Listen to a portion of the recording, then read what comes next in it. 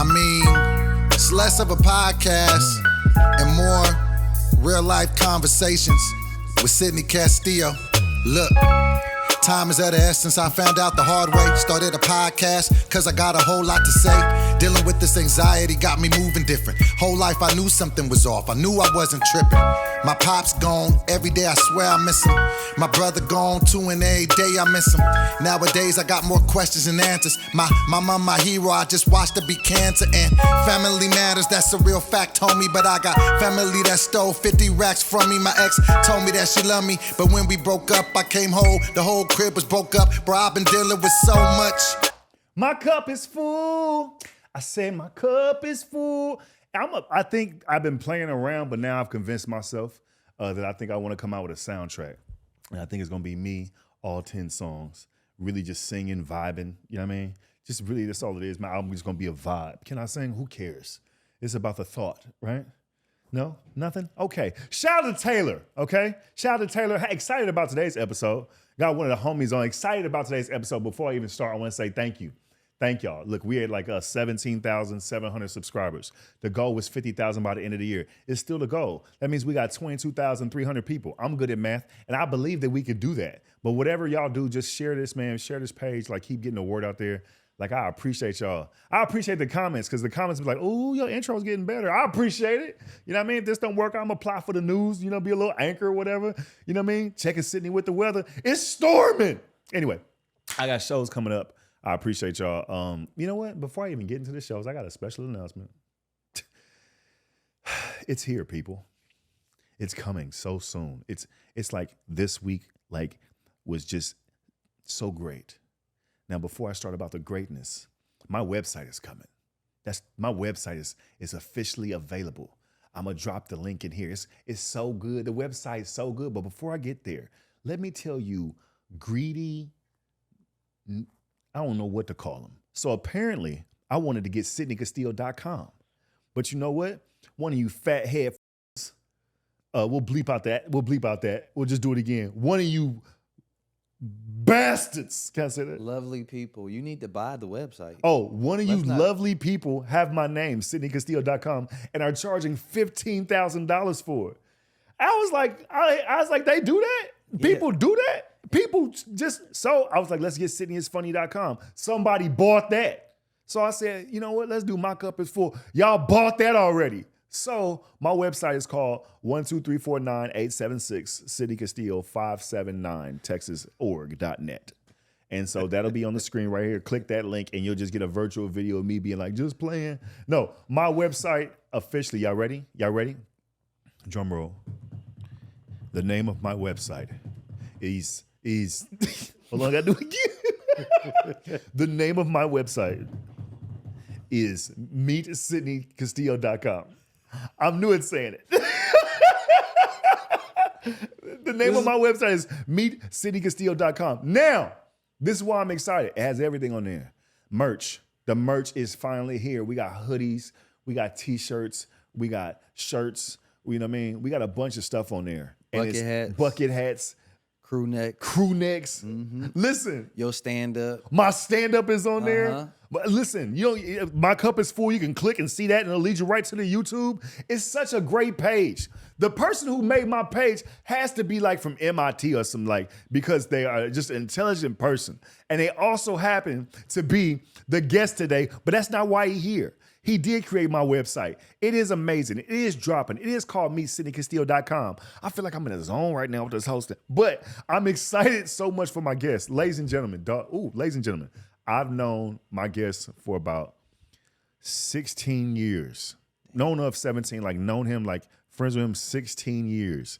He has accomplished so much, dog. I'm proud of this. Listen, I tell people, whatever I've told you in private, I'll probably say on here. I'm very proud of you. You know what I mean? I appreciate it. From when he first started to we'll get to all that you have accomplished. But y'all please make a lot of noise for my dog, man.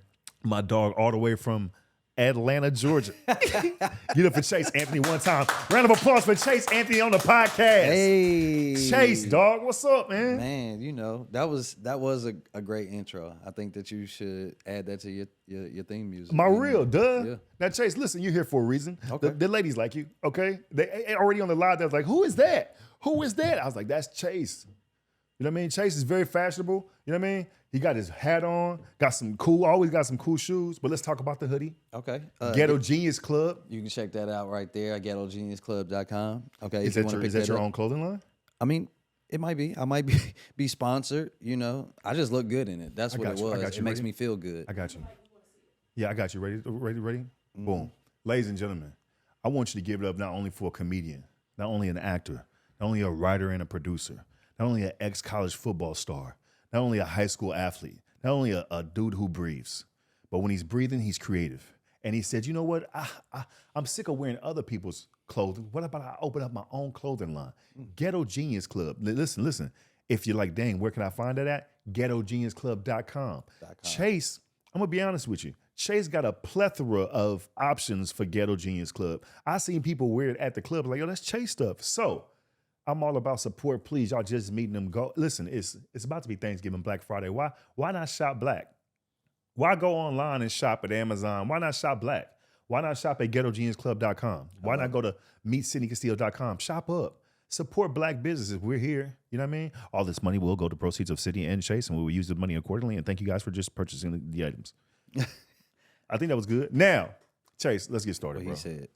I know you about 16 years. I remember when you first started. I think the honest to God first place I actually saw you was, I want to say like an open mic at J Spot. Like you and Brandon, you and B. Lewis. It definitely was with Brandon. Yeah. I'm trying to think if it was the J Spot or the Comedy Union. I want to say it might have been in the back at the Comedy Union, because I think Brandon always puts you in a position where you're like, I want to know them like Brandon know them. Because Brandon know everybody, and everybody love Brandon. So you be like this, I want to dap them up. I want to hug. I want that same kind of excitement. And I ain't know y'all, and Brandon did, because I think he started just a little bit before I did. And then you moved into it's called, listen, we call it 9C. Mm-hmm. He stayed in an apartment complex called 9C, and he stayed with Chinadu, comedian. You know Chinadu? Yeah, Chinadu. Hey. Chinadu, and then Hey. Chin got some fans. I won't say her name, but it rhymes with Rayler. I see why I didn't get the same kind of reception. No. You got a type. It's okay. I didn't say your name. ghettogeniusclub.com. I said, ghettogeniusclub.com. So Chase was one of the first comedians where I was like, oh, Chase got a little money. Because he stayed, everybody else stayed in like a hostile situation, was like low-key homeless, and everybody was like ashamed. And Chase was like, I don't know what that's like. So then when I went to Chase's place, Chase had a place we called 9C. That's the apartment number. He stayed with Chinadu, right? You know what I mean? No, they stayed with you. Okay. I apologize. Yeah, I apologize. They stayed with you. And, some of us know Chinadu. We met Chinadu. You know what I mean? Some of us think he's, a very respectable young man. Oh, yeah. Right? And some of us think he's cute, and that's not us. I won't say her name because that's rude, but it rhymes with Rayler. Rayler. Listen. He came to cook out. I was cooking one day, and then Chinadu walks in. Chinadu always looks like a tourist, but he looks like a tourist that dresses up like let's see what's outside, right? Just touch. He gonna be mad. And then Rayler was like, Sid, come here. I know I just met you. Who is that nigga? Right. But anyway, so Chinadu stayed with Chase. Brandon Lewis stayed with you. Stevie J stayed with you. You had some characters staying with you. Oh, no. And then I went over there and said, bet. Chase got a little bread. But you were doing stand-up, and you also had like a full-time, a regular job at Enterprises or EP? Where? Not at the time. I had already got fired by then. Oh, word. So, yeah, I got fired for a lot of jobs before then. I was good at them, but I didn't really. It was like accounting, right? Mm-hmm. Like you had a good job. Yeah. Yeah, we ain't all out here struggling. Some of us be doing accounting. Yeah. Not me. Sorry. But I did work at EP. Yeah. Yeah. That's when I would always pop over to your house. In the Burbank place. Yeah. Yes. It transferred from the people staying with you, started staying with me. Like B. Lewis. Oh, yeah. Man, no, you are the person that, because as soon as me and B had a disagreement, he called Captain Sydney. Oh, Sydney. This is when all of us were struggling. Like I made struggle look better. That's all it was. We were all struggling. I will say that we were all struggling. I just happened to. But with my struggle, I had rules. Like if you was on my couch and like the lights was off, you can't have company. We're all sad. I remember somebody had a girl over there, and I was like, "What the fuck are you doing?" And they was like, "No, man." I said, "No. I don't care how understanding she is. She has to go until we're back on our feet. Her feet will not be up in the room. Out. You for real? Absolutely. Was it not one of those people? Absolutely. No. I remember who it was. I remember two people had to have a conversation. Hey, man. And I wasn't even trying to be rude, right? But I think the mode I was in was everybody was like, I'm looking for work, right? And so it's like, all right, cool. We all hustling, right? So if you ain't looking for work, you don't get to have sex in the house. So you just living for free and you in here. That don't even make sense to me. That's the old man from my daddy. I was like, oh, no, let's all have a little powwow. Yeah, you need a WT to fucking here.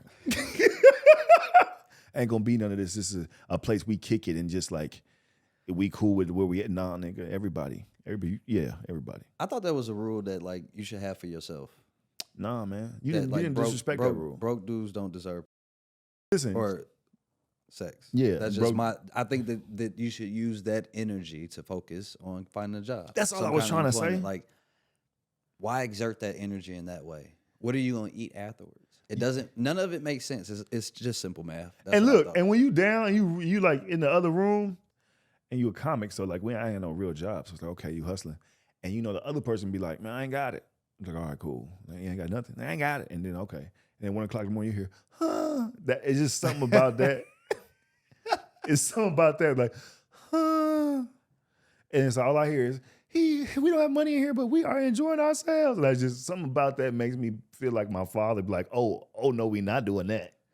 oh no, we not doing that.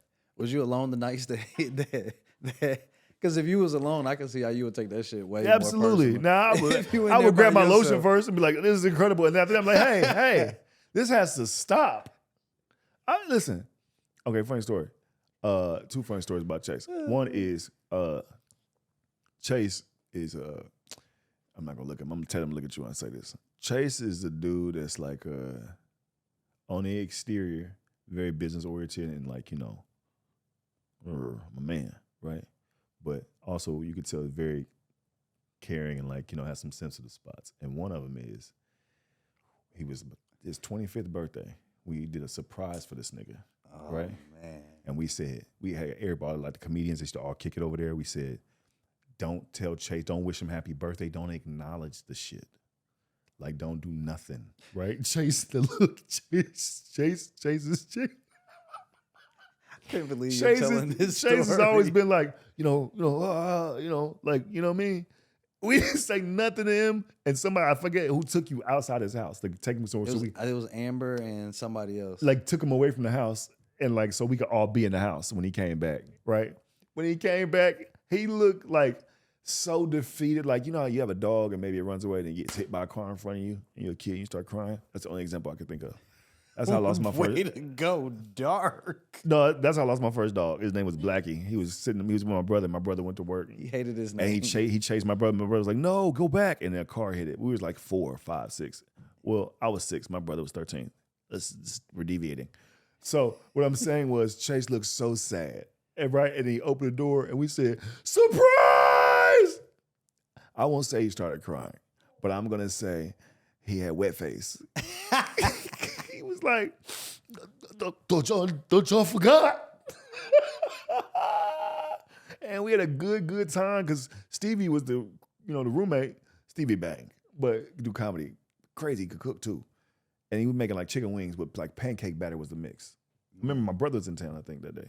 Yeah. That was a wild day because I did think everybody forgot.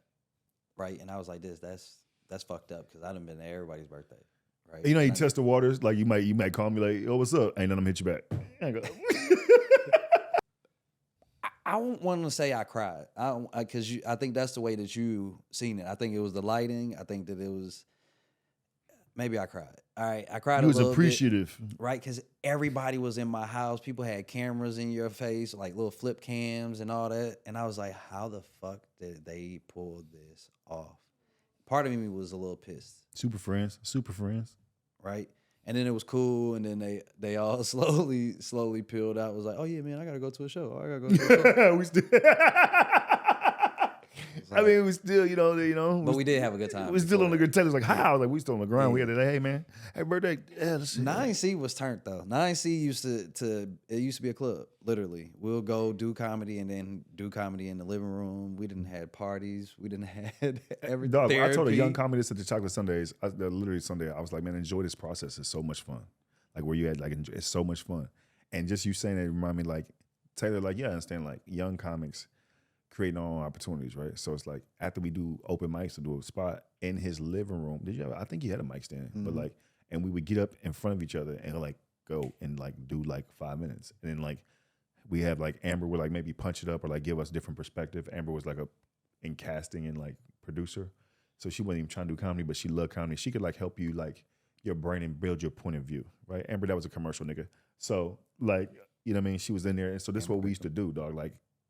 All the time. So yeah, Bits was built in there. Man, like we had, it was like a stopping point too though, because it was so conveniently located to all the clubs. So people could come over, kick it, and then because everybody was struggling, like you could pull together money. It was all kinds of, now all the resources are in one room. Cool. We're gonna make sure we eat, we're gonna make sure we kick it, therapy. So do you remember that one time at 9C? We was all playing the game. It was me, you, and 2 other homies. Right? We ain't gonna put the homies out there because that would be all bad. So one of the homies is there, and they get a text message on their phone. You know, that's when pictures start coming through, and it was a little inappropriate picture. And the other homie was sitting on the floor, and he kind of leans the phone down so he could look at the picture of the dude's girlfriend. Because his reaction was like, "Oh damn!" So he was like, "Oh well, let me look." Man, that was the quickest slap I've ever seen in my life. He said, "Pow!" But it was like instinctual. He said, "Boom!" He's like, "Hey man, don't be trying to look at my girl." If I said, right. So this is why I love Sydney. This is why I love Sydney, right? First, me and him try to pretend like we gonna play the video games, right? We go back to like playing the video games. Sydney pauses the video games like,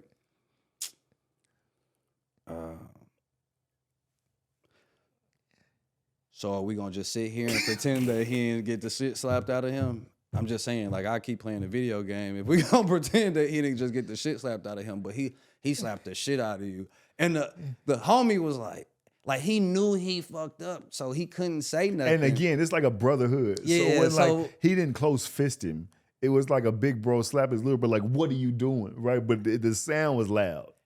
And we were all close. We'll just say it was but the shit sounded like it had a little Dog. bit of, it had a lesson in it, right? you ever hear a slap? It's 5 people in that room. It was 5. Right? There was another person in there? Yeah, DC Irvin was in the room. The only way I say DC Irvin's name is because when we were walking out, I handed God, we were laughing. I said, hey, man, I know Buddy in the gang. I said, but the gang gonna have to get me. I said, the gang gonna have to jump me because you slap me like that. I get it on principle, but the gang gonna have to jump me. I remember saying that. But look, and I'm not making fun of bro, right? We're not making, but I remember that moment. Man. And the time when Chinadu put everybody to sleep. So you think, listen, you call me old man. Chinadu, first of all, Chinadu was teaching. Chinadu is a teacher, right? Yeah. So he had to get up in the morning. So we stay up like 1, 2 in the morning, like chit chat, whatever. Chinadu came out of his room like a father, right? Like he came out, he flat footed, so you just hear, hey, come on, everybody sleep. I have work in the morning. You don't have work. Do an accent. Chinadu don't even sound like that. He did walk out of his drawers though, and the funny thing is, he walked out. He was so mad. He only yelled at one person, right? He looked at everybody that was in there. Sydney big, so you ain't gonna really just pick out Sydney. And technically, like, you ain't gonna yell at me. I pay half of the rent here. So he looked around and he just yelled at one person. He was like, shut up. And I was like, and then slams the door and goes back to sleep. He was so mad because he had to work. He was so like, I think it was also he wanted to kick it, right? When you can't kick it and you got to go to work, you're the responsible one, but you can hear all the fun on the other side of the wall. I remember that Chinadu, dog. I'm laughing because I've given him an accent. He doesn't have one, but it's jokes for me and Chinadu. I love you. So look, so then Chase moves to another dope ass spot in Santa Monica, right? But Chase is a hustler, right? I'll get it. Chase is a hustler. Everybody that like, let's say, was crashing with me was like you know, in the hustle mode, like, and it's cool. Like, you crash your comics, like a lot of comics, cool. Chase was like, hey, work might be a little slow right now. This is before what they call it, Airbnb. This is before, this is just a trust factor he had. Chase would rent his place out, right? And then just stay at my place while he made some money, right? Now, everybody else, I used to have sit downs, like, hey, this is how the house gonna go, right? Chase would get in there and like, Chase didn't tell him to chase nothing, right? Chase is a cleanly nigga, right? So like, his spot gonna be clean, like, he hustling during the day. You know, he come out like in Batman. And I don't know where he kept all the shoes, but then come out with a new outfit every day. Like, all right, guys, gotta go hustle. But everybody else was like kind of like sometimes like lazy. So I never had like, you know what I mean? I will say that Chase and Brandon tried to jump me one day, right? Tell I wasn't doing nothing, just just loving on God. Oh man! And it was one night. It was like 1 a.m. in Burbank. We were walking back to the crib, and I don't know what they concocted. But they lag back, right? And I'm already tell you what you don't know me, I could be a weird, like, nigga, right? When it comes to, like, my surroundings. So I noticed that he lagged back, but I'm like, whatever. I go in the house. All I hear is, get him or jump him. Brandon, I'm trying to find that video. Here's the thing. Brandon tried to rush me from behind, right? So I slammed Brandon, right? When I slammed Brandon, he hit the ground, like, really hard, like, pow, right? And then, whatever, puts his arms a certain way. He was like, okay. Chase outside like, hey, man, we thought it would be funny. Hey, Brandon was like, where you at? And he was like, man, listen, obviously this has gone too far. It was like that moment in Friday where he was like this, when he punched DJ Pooh, and he was like this, you want something too, old man? No. No. Well, because there was another time, too, that I tried to get Sydney. Sydney had a hoodie on. I think I gotta find this video, dog. Sydney had a hoodie on, right? And so we was over there kicking it. Sydney said something. I was like, all right, bet. Soon, I think we was playing dominoes or something. And Sydney talk shit. Sydney talk shit when you playing dominoes. Like, he make you question your whole lineage. Where you just be like, damn, like, I don't even know why you playing dominoes. I don't want to be ever a partner with this nigga. You like, my self-esteem is low from this dominoes game. It's fun. So I come up with an idea. I'm like, I'm about to get Sydney ass. So I flip his hood over his eyes, and I'm like pulling him back like this. And at first, it seemed like it's working. Sydney got like some mechanic hands or something. Like, this nigga grabbed my hands in a way that I was like, and similar to Brandon, I'm like, all right. I took your finger and like this something's like, he was like, okay. I was like, oh my God, what has happened to Sydney? Like, Sydney got some martial arts training or something. Because I done worked out with Sydney, and Sydney being there hitting the boxing bag. Like, yeah, you right. You probably been an old nigga for a long time. My dad was old. So my dad would do shit like, he knew all pressure points. He ain't, you know what I mean? He an old dude. But like, he would walk up behind me.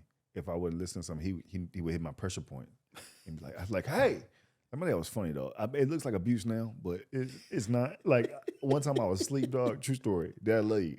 One time I was asleep, I sleep one sock on, one sock off. But I had the talk that was off. I was asleep, and my dad said, he used to be like, Reveille, which is Navy for like all hands on deck. So he would scream that shit like 7:30 in the morning because he wanted everybody up. And so like, he was in my doorway, and I was playing sleep, and I heard him. He said, get up. And I just kept playing sleep. He said, I know you heard me. I kept playing sleep. You know how Lil Wayne flicked that lighter in his mixtapes? Mm-hmm. That's all I heard, was flick the lighter. And he had put the lighter by the base of my foot. I said, hey, he said, next time I call you motherfucking name, you better respond to me. He walked out. I remember my what was it, 2008 for me. February 6, 2008 is when I stopped waiting tables because I got my first job, February 9th, 2008, right? It's my first writing job, hell day. When did you stop working at Entertainment Partners? I was doing accounting. And then you transitioned because I always say like the best thing for a young comic is like to like go on the road with a more experienced comic and like, because you get the reps. Like on the road, it's like Thursday through Sunday, that's 6 shows. Depending on the headline, if they want to add a show, there could be 7 or 8 shows. But as a new comic, that's 8 opportunities to perform in front of like, usually it's going to be sold out if you're with the headliner. It's like, famous. So that's like 300 people, times 7, 2,100 people get to see you every weekend. So a lot of times when people get on the road and they come back, you can see their growth. Like I went on the road with Tony Rock, Lonnie Love, Marlon Wayans, and like then spots here and there with different people. But those are like my main core people. You went on the road with Sinbad. The dude who he looks like. That did get confusing for a little bit. They were like this, oh, look, you and your dad doing comedy. Like, nah, this ain't, I wish this was my dad. Like, I will say, that's why I call him Uncle Dad Sinbad. That changed my life. Uncle Dad Sinbad. Because how long you known him now? I've known him 20 years. Yeah, 20 years. I knew him before I started doing comedy. Like, I ain't want nothing to do with comedy because when I came out here, you start meeting friends in the entertainment industry. You're like, I want nothing to do with this. This is weird. Y'all are weird. This is like, I ain't know about yes men, male groupies. I ain't know about none of that. That was a lot for me. That's why me and him always got along because it was just like, hey, I'm no nonsense. Me and you got the same code. Yeah. Cool. Yeah. We can navigate this. I'm gonna cheer for you. You cheer for me. Cool. Like, bet we move like this over here. We move like this over here. We ain't got no misunderstandings. But yeah, nah. So yeah, knew him for 20 years. That was amazing. I was sitting there Entertainment Partners when I got the call, and I thought it was you, because you had just did this motherfucker here, right? He had just did Prank My Mom. Oh right? Yeah. But because he lives so close, I always go over to Sydney's house and get lit, right? During lunch, we always go over there and get turned up, right? And so I got the call. And my phone ringing, I'm sitting at my desk, probably bullshitting, and I'm like, he was like, "Hey man, what's up, man? This Sinbad, man. I want you to do a date with me, man. My family came out and saw you, man. I like what you did, man. So like, I want to do this." And I was like, "Whatever, Cindy, I gotta work, right?" And I hang up, right? He calls me back, and he's like, "Hey nigga, don't hang up on the hang up on the phone on me again, man. This Sinbad." I said, "Oh, wait a minute. This really? Oh, I'm sorry, Mr. Sinbad, sir. I thought that you were Sydney, my friend. Listen, my friend just won this prank show, man, and I thought it was you and all this. I messed up, didn't I? I messed up." He was like, "Nah, man, but kind of motherfucker is you to hang up, right?" So right in my mind, like I've heard Sinbad cuss, like Sinbad a real one, like a real one, right? But when he cussing at you, right, it's a little different because I was sitting there, right? And then again, I'm trying not to get emotional because I'm ready to like really set it off for my I told you I've been waiting to blow up. So I'm waiting to pop over this cubicle like you bitches. Guess what? So I get that call and I go and do a date at College of the Canyons with him. Mm-hmm. We do that date, and then I'm like, all right, I do good. Put on a little outfit that I thought was cool, and then shut up. Put on a little. The only reason I'm saying shut up, Chase always been fashionable. Chase have $6, he make it look like $26. But I got $6, I make it look like I'm negative $47 now.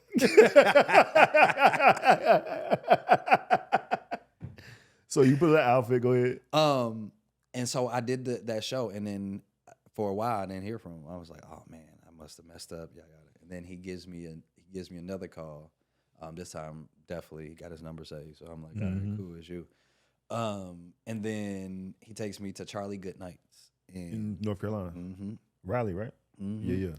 And that changed everything for me. It changed like that. It was literally that trip changed everything about what I thought about comedy, what I thought about everything. Because one, when it comes to dressing, no, actually, flag on the play. When I went down there, I wore some shit that like he made fun of me the whole time. Well, he's 75.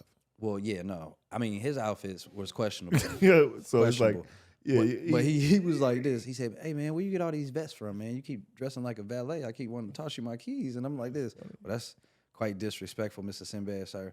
But what he changed for me was he brought me on stage with him, and then he was like, God talked to me last night, man, and told me that that you could play this instrument. And I was like, well, he didn't talk to me. And he put me in a band right there. I was like on stage in North Carolina, right? And in my head, I'm like, that's not comedy, right? But you're on stage in front of everybody, so you're like, nigga, you better do something. Do you know how many instruments I played on the road with Sinbad? Like, legit over the years? Because for some reason, he was like, all right, I want to invite you into this. And because he's so elevated in comedy, what he let me know was, I've been doing this for so long. And what you get on the road, I don't know if you thought this when you got on the road, you're like, man, I can't wait to be like him. Like, I'm gonna catch him and do this. You're not catching him. He's so far ahead of shit that he played instruments and started a band. He done brought a whole band. But it was really dope too, because I done met everybody. Because of this band that this nigga done started. Or this black person I love. Okay. I'm the editor, you're straight. Okay, cool. But yeah, Uncle Dad, man, he changed my life about a lot of stuff because he let me know how to do comedy in the right way. He let me know how to treat people on the road. Let me know the business aspects of it, like in so many different ways. Let me shine in so many different ways. There was a couple nights I thought I was gonna get fired because, you know, it got good. And then two, there's some shit that, like, I don't know if they ever did this to you, but we was doing a theater and he was like, all right, man, look, so we've been doing this for a little bit now. So I don't want to hear none of your jokes tonight. What? I've heard of this. And I'm like, what do you mean? He was like, I don't want to hear none of your jokes. If I hear any of your jokes, you're fired. Wait a minute, what? They calling your name. Wait, no, what? I'm just playing. Or am I? I don't know. You could be fired. Right? He was like, I don't know. You could be fired, right? And he's sitting on the side of the stage, and I'm walking out petrified. And he's like, yeah, go, right? You know how your homeboy like about to send you off? When you say he's going on stage and like you're at a Sinbad show, you just know it's sold out. And when you first start, you started open mics. You started like small shows, 15, 20 people. So now you're on the road with Sinbad. You're on the road with a legend. So every show is so wall-to-wall packed. So this moment of like, all right, now go. You're still a young comic, and like it's an overwhelming moment, them 15 to 20 steps to get to the mic. I'm glad you translated that, man. It took me back to that moment, man. When I tell you I was petrified, my stomach was in knots because it was one of them 2-row theaters where it got the balcony and they got all this. And so I'm like, oh man, what is about to happen right now? And then as I'm walking the stage, he's throwing out premises. Oh man, just talk about what we talked about on breakfast. Talk about what. No.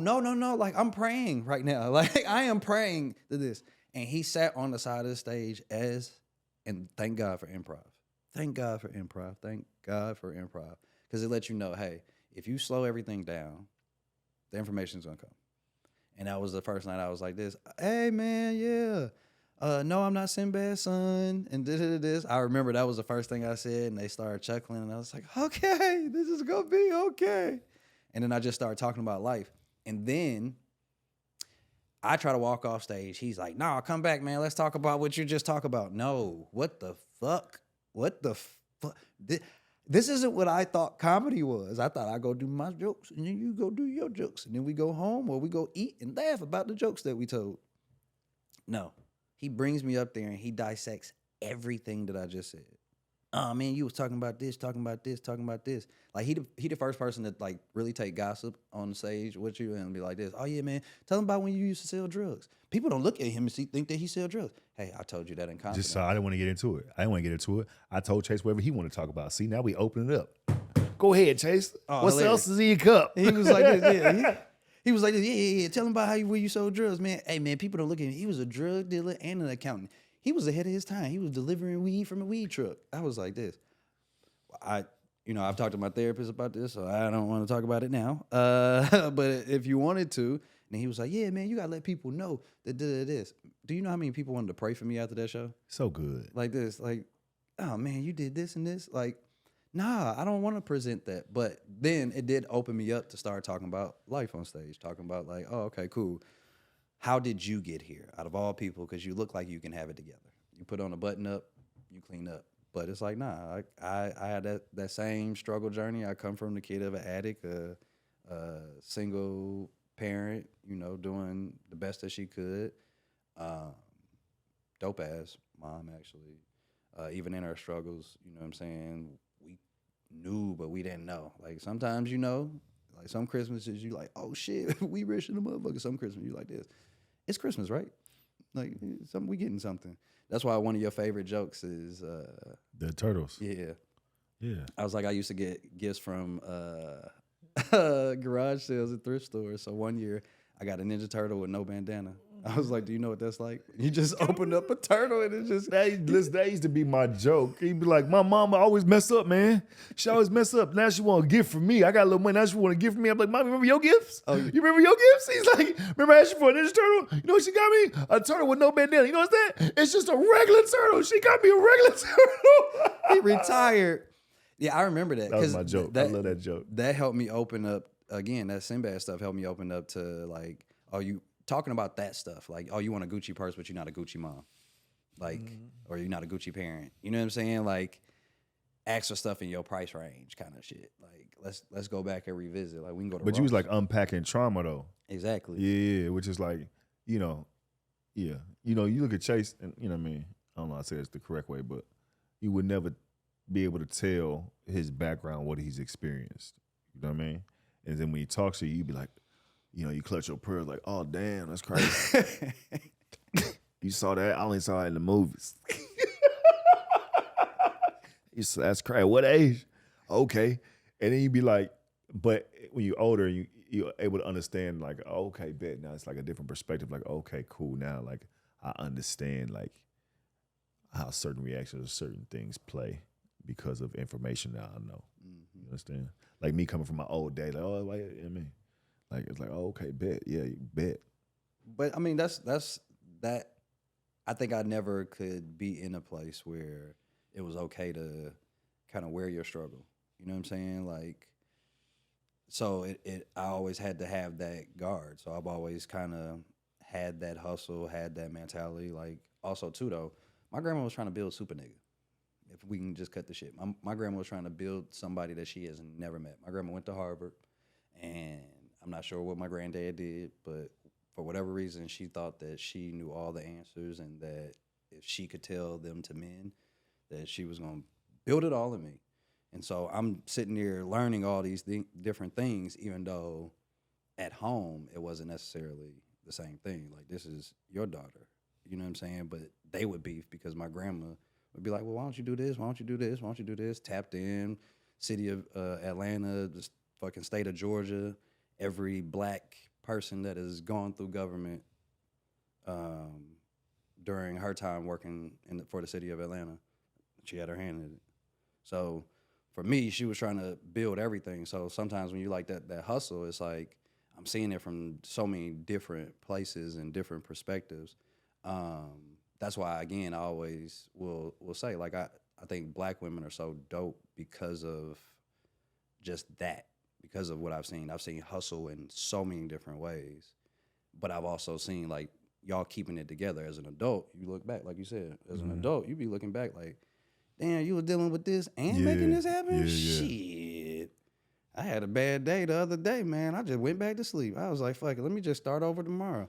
You got kids, you managing shit, So for me, that was always that in the back of my mind of like, yo, if women are moving and hustling like this and they built you a certain type of way, there ain't no excuse for you. You know what I'm saying? Like, other people gonna have it worse, but you gonna have to keep going. You know what I'm saying? And you got to be bigger, faster, stronger. And I'm like, I'm 6. So you went from Atlanta to Minnesota. To Minnesota. Mm-hmm. And what age did you leave Atlanta to go to Minnesota? 14. Yeah. Minnesota was a ride. A ride. It's cold. Yeah, no. Minnesota was a... Shout out to my family in St. Paul, Minnesota. Go ahead. Oh, shit. That's where I went to college. Yeah, I got family out there. Go ahead. Hey, St. Paul, Minnesota. More Minneapolis, outside kind of guy. But, yeah, nah. Went to Minneapolis. You talking about fucking culture shock. Right? I went from a harem of women to going to stay with my stepdad. My dad. Harem of women as in his family. Yeah. Harem like- of women that, let me break it down. The audience is going to be like, when he said harem, he means women that he grew up with, sisters, mom. He was the only guy in the house in Atlanta. Harem of women in a community of love space. Go ahead, Chase. Sorry. I got 4 sisters. And Boom, you got to lead with yeah, that before you say harem of women, Chase. A harem of women, my bad.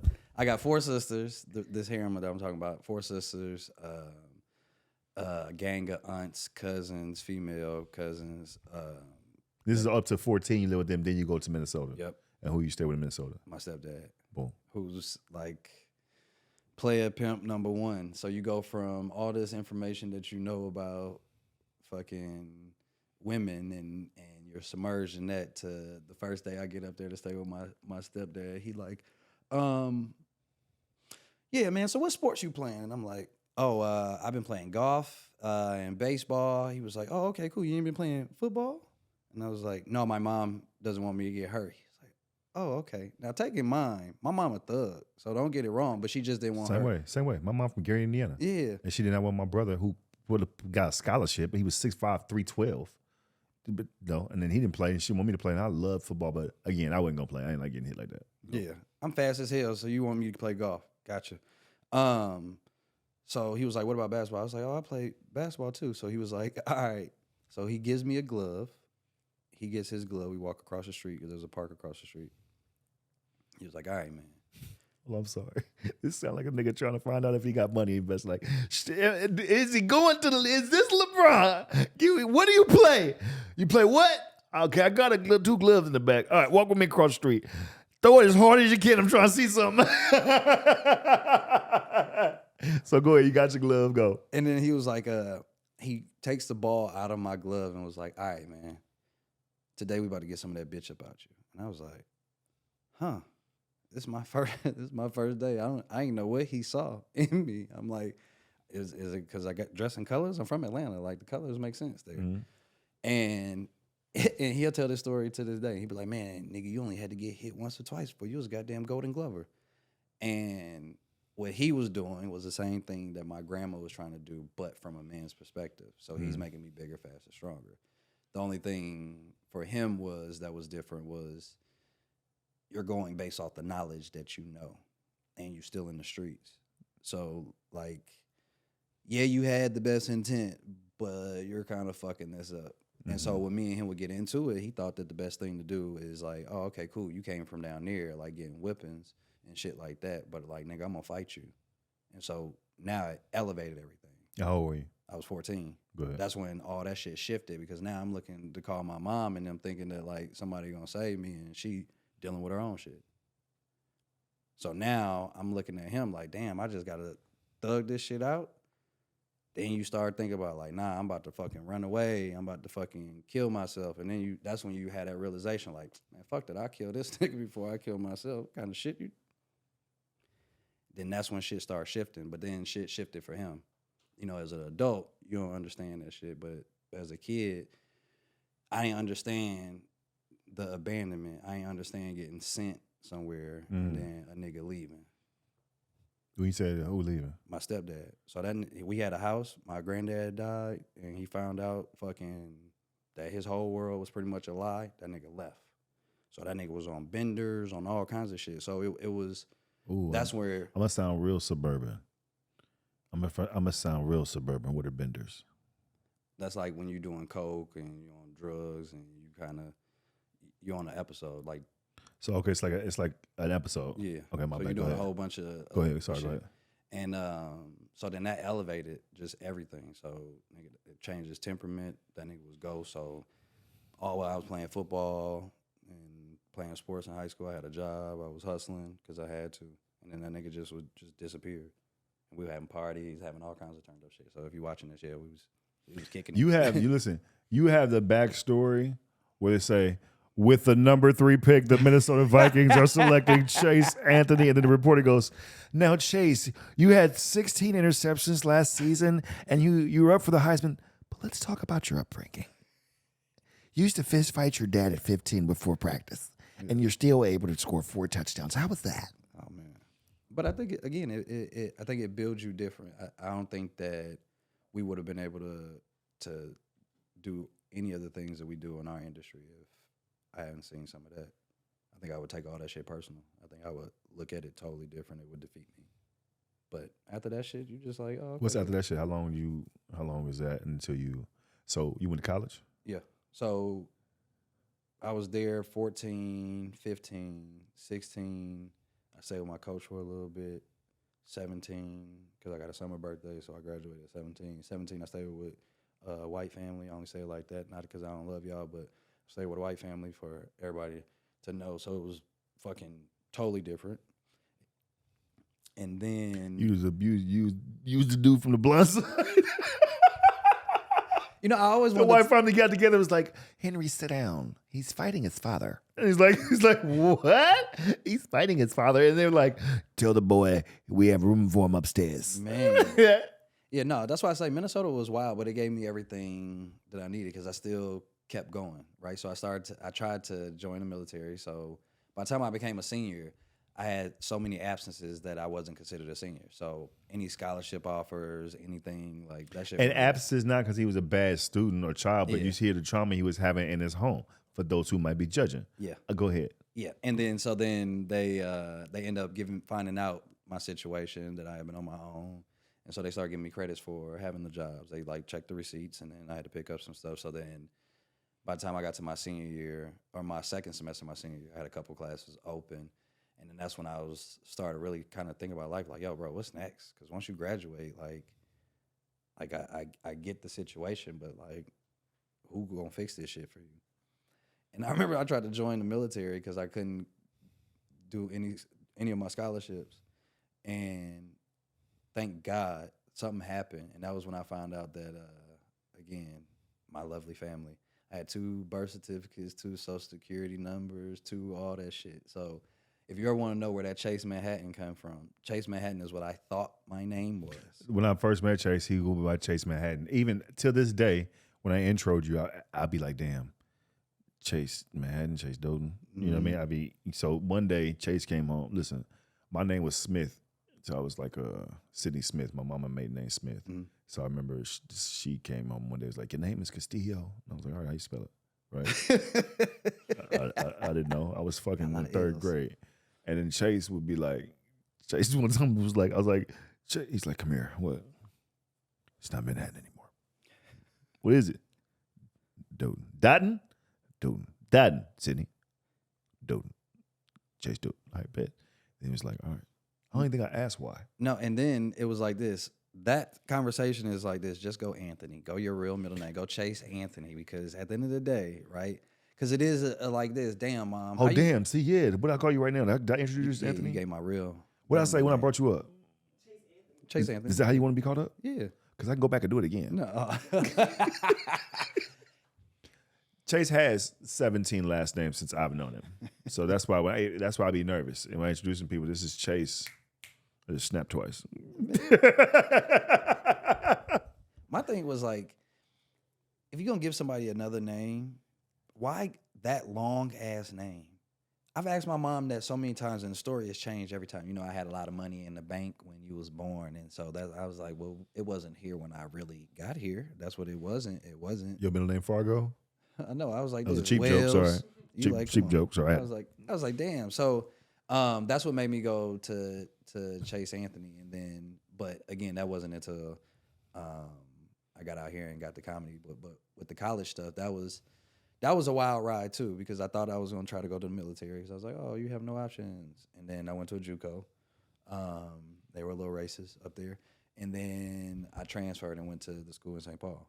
And then I was doing good, but I was also fucking up because I was hustling. So I was doing too much, right? You would think that you would want to be discreet, but you know, you want attention, you want love, you want all this stuff because it's fucking, you've been abandoned. So you're like, oh, well, cool, I'm gonna kick it. You was Tyreek of your football team? Yeah, pretty much.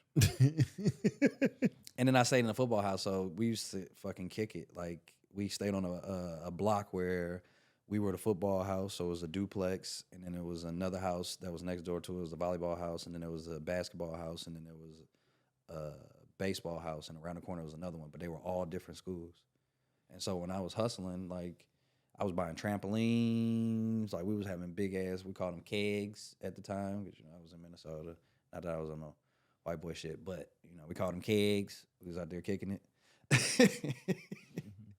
And so it just was wild as fuck, like wild as fuck. We was getting in all kind of trouble. People was trying to rob us because I was hustling. So people was in there while we was at the parties. Good thing is that like I was always kicking it, so I'm not gonna get too drunk and all that shit, especially if I know I got some product in there.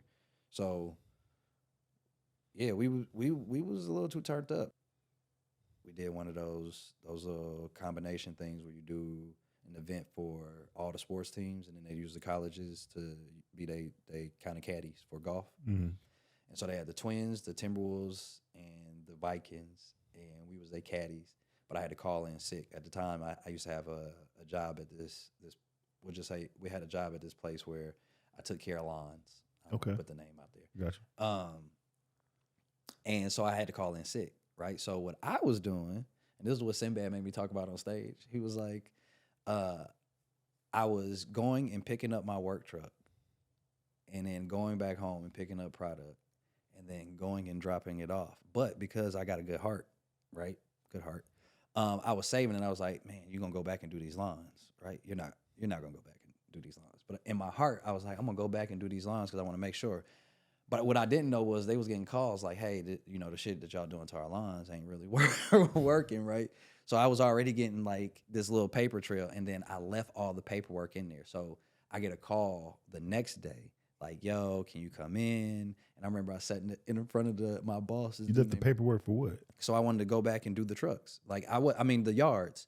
So I was supposed to spray the yards. Yeah, boom. Okay, and yeah. instead, I was thought going you and were mowing dropping off grass. trees. Yeah. Okay. Instead I was going and dropping off trees. So I was in my uniform. So like I didn't look suspicious in Boom, neighborhoods boom. and none of this shit. So I Yeah. was like, all right, No, bet. you didn't look suspicious at all. You didn't look suspicious at all, Chase. No, just the insect guys dropping off pounds at my door, not spraying shit. No, Chase, perfect plan.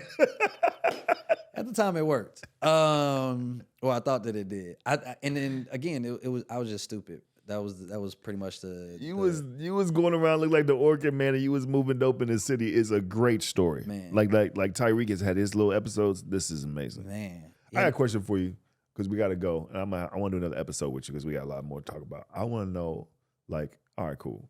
The worst I've probably experienced of a friend when I was in high school was my homeboy. My homeboy's mom was like not involved in his life, we'll say, right? And his dad, was in hotels a lot. So during the games, and stuff, he would be tired and all that. You could tell, he had to deal with a lot at a young age. Now he's very successful. Mm-hmm. He comes to all my DC shows. He's like a great teacher, all this work. How not even trying to be deep, but I don't know how I would process all that stuff that you was going through, right? I've never dealt with that. My stuff is different. How did you process that stuff at that age to be not crash out and then still say, all right, I'm finna go pursue my dream? I think I ain't know no better, right? I think that it almost seemed normal. You know what I'm saying? Especially at that time, it almost seemed normal. And I think that's where you really start seeing your friends different, because different people start showing up at different times. And so, yeah, I think that foundation pretty much that my grandma and my mom and them were probably trying to set as far as it's gonna be tough, it's gonna be hard, you're a black man. I think that shit kind of sticks in your head. You sitting home watching a Million Man March, you're learning black history in such a different way. So I think that I just thought that it was the black experience. And then I lived with the white family, and I was like this, huh?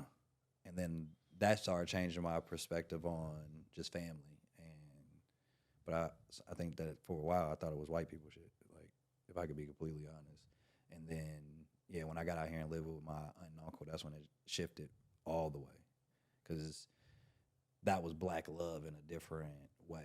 And so that was where you go from, oh, this is normal, to, oh, shit could be different, to, oh, shit, there's different out there, to, oh, shit, this is different. And that was pretty much my order of events of like,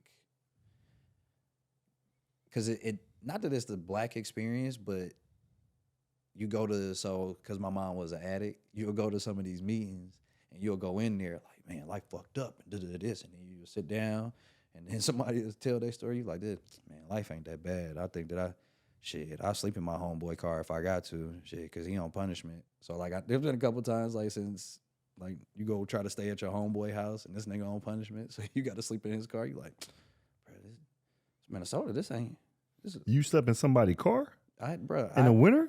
Bro, I have been on my own since I was 15, and there's been so many different things. Put your cash out. We donating right now. Listen, he's doing well now, but just because I donate to Chase right now, because no one should have to go through that in Minnesota winter. Nah, but again, I think that those are the calluses that I say that I think I needed in order to do any and everything that we're doing. Because I think that everything, you're such a dreamer at that point. You know what I'm saying? Like, you're like, it got to get better. So in some senses, like you said, it does sound like a number 2 or number 3 pick, and you're like, this LeBron James story, I should be fucking getting these checks. And so you will sometimes buy into that. That's why I thought I was really good at football. I was all right until I played some motherfuckers that was great. And you're like this, I'm all right. Let me stop claiming this fucking I'm super supreme dream. Nah, nigga, that's the kicker? Nah, he bigger than you. Let me not even.